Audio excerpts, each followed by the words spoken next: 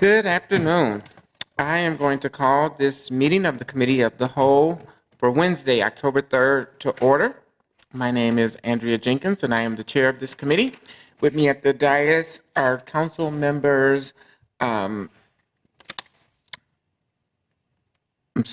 members Palmisano, Johnson, Warsami, Schrader, council member Kano, and council member Cunningham. Let the record reflect that we do have a quorum for this committee. And first, we will, I should say the only business we have before us today is the receipt of reports from the standing committees on matters to be considered by the full council at our regular meeting this coming Friday. And I do want to acknowledge that Council Member Reich is present as well. And we have just been joined by Council Member Gordon. And so I am going to ask Council Member Palmisano to give us the Budget Committee report. Thank you, Madam Chair.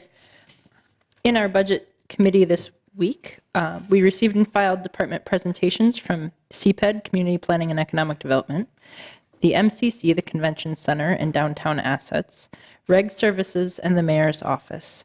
I do want to point out that the only thing we are moving forward for approval, although I'm not sure they go to full council, quite frankly, is a directive from Councilmember Schrader about a report back to the Housing Committee on October 24th, as detailed here in your binders. So happy to answer any questions. Are there any questions? Seeing none, we will hear from the Housing Policy and Development Committee chaired by Councilmember Gordon. Thank you very much. The Housing Policy and Development Committee is going to be bringing forward 4 items. The first is a land sale at 4111 Colfax Avenue North. Second is a revised bond issuance for Riverside Homes in the Cedar Riverside area. The third is a modification to the redevelopment contract with American Indian Community Development Corporation. And the fourth is approving additional Affordable Housing Trust Fund loan, an additional loan of $650,000 for the West Broadway West Building Affordable Housing Project. I'm happy to stand for questions. Are there any questions? Seeing none, we will move next to the Public Health, Environment, Civil Rights, and Engagement Committee chaired by Councilmember Cunningham. Thank you, Madam Vice President. The Public Health, Environment, Civil Rights, and Engagement Committee will be bringing forward 5 items for consideration at Friday's council meeting.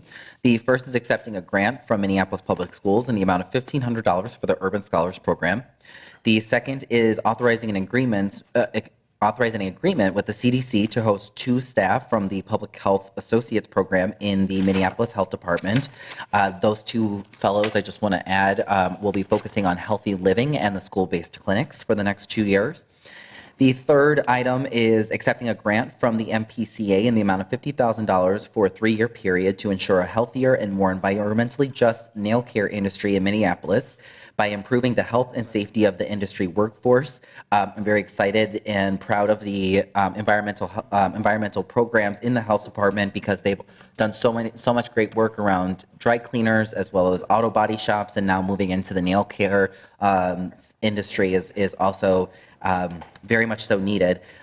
Number 4 is approving revisions to the community participation program grievance policy. And number 5 is amending a previous council action related to the contract with Indigenous Roots in the amount of $80,640 to conduct outreach activities and provide support to the Lake Street area and other areas of Minneapolis for people experiencing homelessness. And just to give a little bit more background, this contract is being amended so that folks are able to help provide services at the Hiawatha encampments.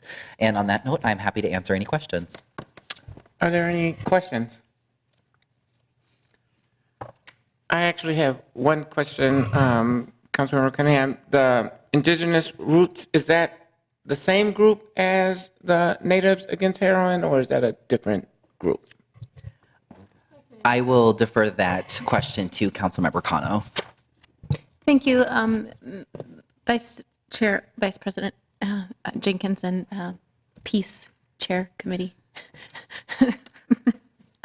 Philippe Cunningham, sorry. So this is a collaborative safety strategies funding program, which was given to the coalition comprised of Southside Harm Reduction, Natives Against Heroin, and then there's, I think, a couple of other consultants on board. The fiscal agent is called Indigenous Roots, and they are actually the fiscal agent for 3 other grants in the collaborative safety strategies cycle. And I think that's just a capacity thing. There's just like a lot of grassroots groups that applied and needed a fiscal agent that could move quickly on this, and they were able to do that. But I don't know the detail of how many hours and how many staff members from each organization are invoicing times on that. But I'm sure we could get some of the details from Cheyenne and NCR.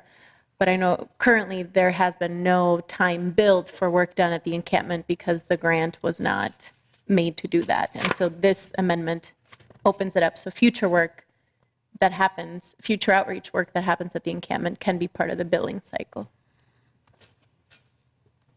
Thank you, Councilmember Kano. So Indigenous Roots does not do direct services. They are just the fiscal agent. Is that correct? It's my understanding that they're the fiscal agent. There was a recent conversation that I was a part of with a group of them that discussed what kind of support they could bring to the camp. And I think that conversation is still happening amongst themselves as organizers and outreach workers and cultural workers. But I'm not in the day-to-day details of like that. Okay. Thank you. I do want to acknowledge that we have been joined by Councilmember Fletcher. And Clerk, do you have a question or comment? No, thank you. So thank you for that report. Are there any other questions for the Peace Committee Chair? No? The next committee will go back then to the Housing Policy and Development Committee, and we have been joined by Councilmember Ellison, and I apologize, not the Housing and Development Committee, but the Economic Development and Regulatory Services Committee. And the Vice Chair is Councilmember Ellison. Do you have a report? Thank you, Vice President Jenkins. EDRS has 16 items to bring forward. One is a strong beer and wine and strong beer license for Norway House. Number 2 is a wine and strong beer license for Seed Cafe. Number 3 is extended hours of operation license for A to Z Tobacco. Number 4 is a wine and strong beer license for Good Times. Number 5 is a sidewalk cafe license for Karabuni Coffee. I'm sure I butchered that. Number 6 is liquor license approvals. Number 7 is the liquor license renewals. Number 8 is the general license approvals. And number 9 is the general license renewals. Number 10 is a business license operating conditions for Cedar Tobacco and Hookah. Number 11 is rescinding the business license operating conditions for Cedar Tobacco and Hookah. Number 12 is a business plan amendment for Seven Steakhouse. Number 13 is business license operating conditions for Seven Steakhouse. Number 14 is a rental dwelling license conditions. And number 15 is rental dwelling license reinstatement. And number 16 is a contract amendment for public parking. And with that, I stand for questions. Thank you, Councilmember Ellison. Are there any questions? Seeing none, we will next hear from the Public Safety and Emergency Management Committee chaired by Councilmember Connell. Thank you, Madam Chair. And before us, we have 4 items being presented by the Public Safety and Emergency Management Committee. Item number 1 is a cooperative agreement between the Minneapolis Police Department and other law enforcement agencies for law enforcement services for the 2019 Final Four events. Number 2 is a Hennepin County multi-jurisdictional hazard mitigation plan. Item 3 is a grant from the state of Minnesota, the 4th Judicial District Court for Police Liaison and DWI Defendant Monitoring Services. And the final item is a grant from the Minnesota Department of Public Safety, the Office of Traffic Safety for traffic enforcement. And I stand for any questions. Thank you, Chair Connell. Are there any questions? Seeing none, we will next hear from the Transportation and Public Works Committee chaired by Councilmember Reich. Thank you, Madam Vice President. The committee forwards 12 items for consideration on Friday. Item 1 is the traffic signal construction project appropriation increase. Item 2 is the license agreement with the Minneapolis Park and Rec Board for traffic signal easement. Items 3 through 7 are contract amendments to ongoing work of the department. Item 8 is request for proposal for processing and disposal of yard waste and organics. Items 9 and 10 are regarding non-governmental tax-exempt assessments for street and lighting. Item 11 is a grant application to Met Council for rehabilitation of private sewer laterals and connections. And the final item is a bid for pump station number 7 standby power outdoor construction project. I'll stand for questions on any item, Madam Vice President. Thank you, Chair Reich. Are there any questions?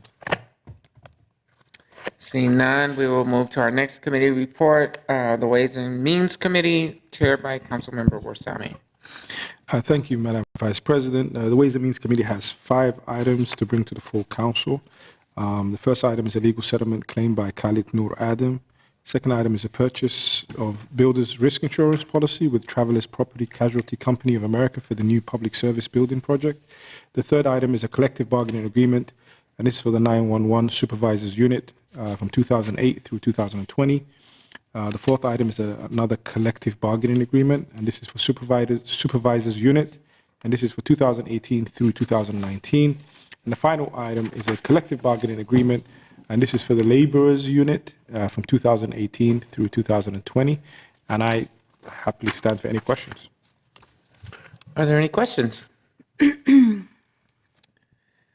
you, Chair Warsame. The next report is the Zoning and Planning Committee. And that report will be given by its chair, Councilmember Schrader. Thank you, Madam Vice President.